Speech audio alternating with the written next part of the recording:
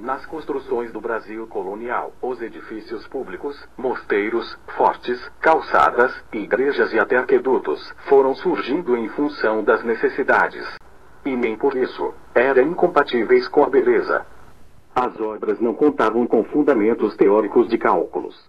Por isso eram estruturas superdimensionadas, não trazendo a marca da economia e do cálculo em situações limites próprias da moderna engenharia, e talvez por isso, muitas sobrevivem até hoje. A primeira notícia, sobre as obras de engenharia no Brasil, refere-se à construção da cidade de Salvador, as quais foram construídas, de forma rudimentar, sem o rigor técnico, como as construções renascentistas da mesma época na Europa. Nos últimos 500 anos, a evolução da engenharia no país foi notável, e um pouco desta história está relatada no livro 500 anos de engenharia no Brasil. A obra permite acompanhar a evolução da engenharia no país de maneira breve, porém rica em detalhes.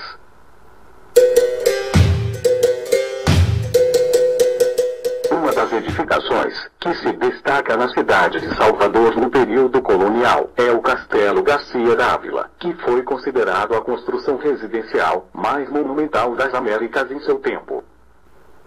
Outra edificação que se destacou também foi a capela dedicada a Nossa Senhora da Conceição, que é considerada a mais famosa que há no Brasil.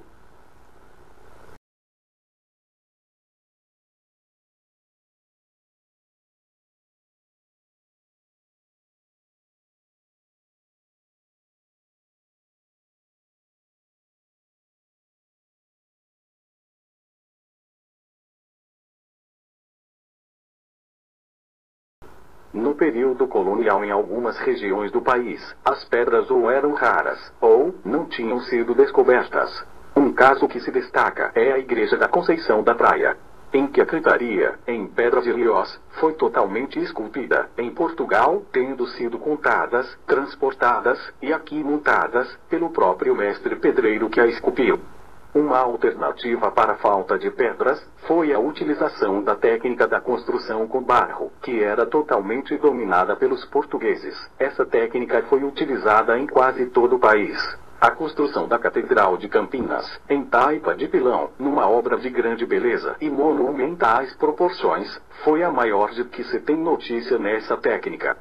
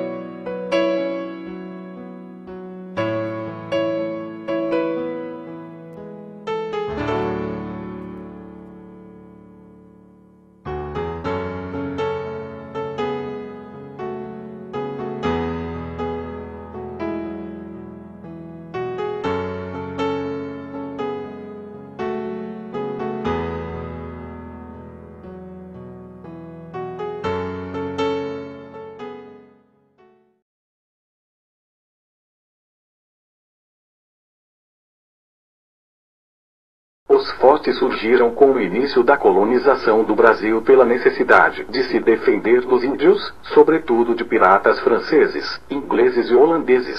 As principais fortificações encontravam-se na orla marítima, para a proteção dos portos naturais onde se localizavam as primeiras povoações. Mais de 300 fortes foram construídos nessa época, com uma técnica aprimorada e certa imponência, essencial para a existência do tipo de construção.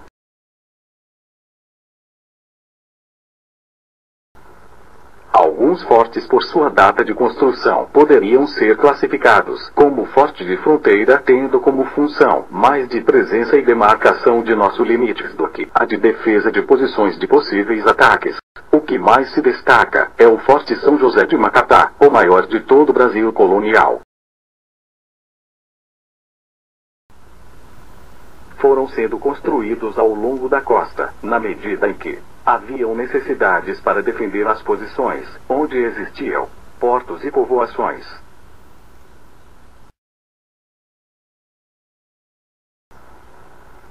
Surge após os tratados de fronteira entre Portugal e Espanha. Representou uma façanha para a época, pois foi tão perfeito, tendo em vista muitas desvantagens.